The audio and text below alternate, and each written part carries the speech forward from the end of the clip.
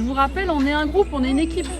D'accord ? On est une meute. On est une meute, merci. On est une meute, on est tous ensemble. Donc, il faut que chacun puisse essayer de trouver des indices pour essayer de retrouver ce mammouth.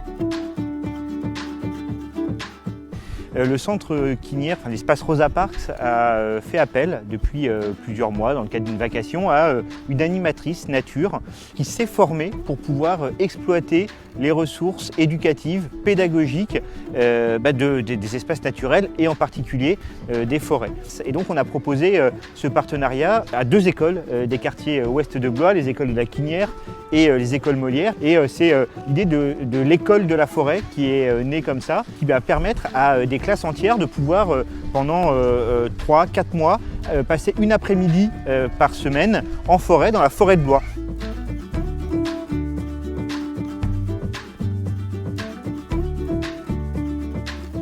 J'aime bien essayer de trouver à chaque fois une façon de rentrer dans la forêt différente.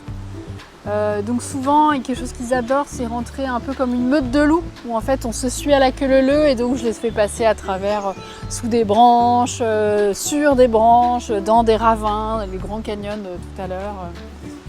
Pour moi, l'idée, c'est vraiment qu'ils apprivoisent en fait la nature et la forêt plus particulièrement, qu'ils s'y sentent bien, qu'ils voient plus cet espace comme un espace lointain ou dangereux, où il y a des bêtes, etc.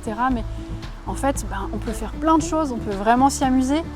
Et pour la plupart des groupes que j'emmène, je vois bien l'évolution. Au début, ils sont comme ça, ils voient des bêtes partout. Et puis maintenant, il y en a qui courent dans leurs cheveux, ça leur fait plus rien ou presque plus rien, quoi. S'asseoir par terre aussi.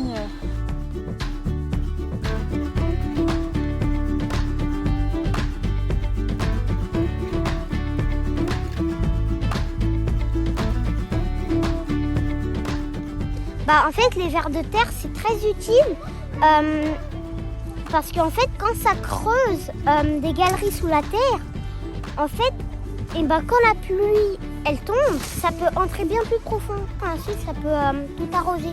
Ça me plaît beaucoup.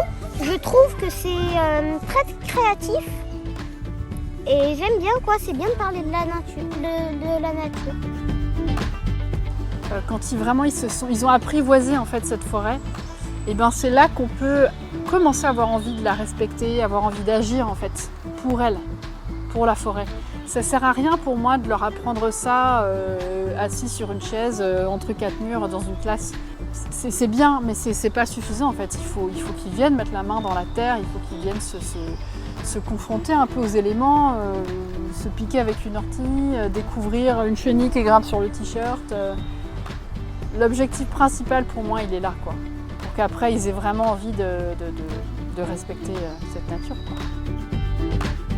Ce qui est super, c'est que ça permet d'une part à des enfants des écoles Quinière et Molière, donc qui sont juste à côté de la forêt, de pouvoir découvrir ce formidable espace naturel qui est la forêt de Blois. Et il y a une partie des enfants qui n'étaient jamais allés en forêt par leurs propres moyens, donc c'est un vrai sujet de découverte de la ville. Et puis ça permet aussi d'exploiter toutes les ressources ludiques, éducatives des forêts et des espaces naturels. Et donc tout ça s'inscrit dans notre volonté de toujours marquer de manière plus importante l'éducation aussi à l'environnement, de pouvoir maîtriser, connaître, découvrir les espaces naturels et toute la richesse de la biodiversité, de la forêt, des végétaux qui existent à quelques dizaines de mètres de la ville.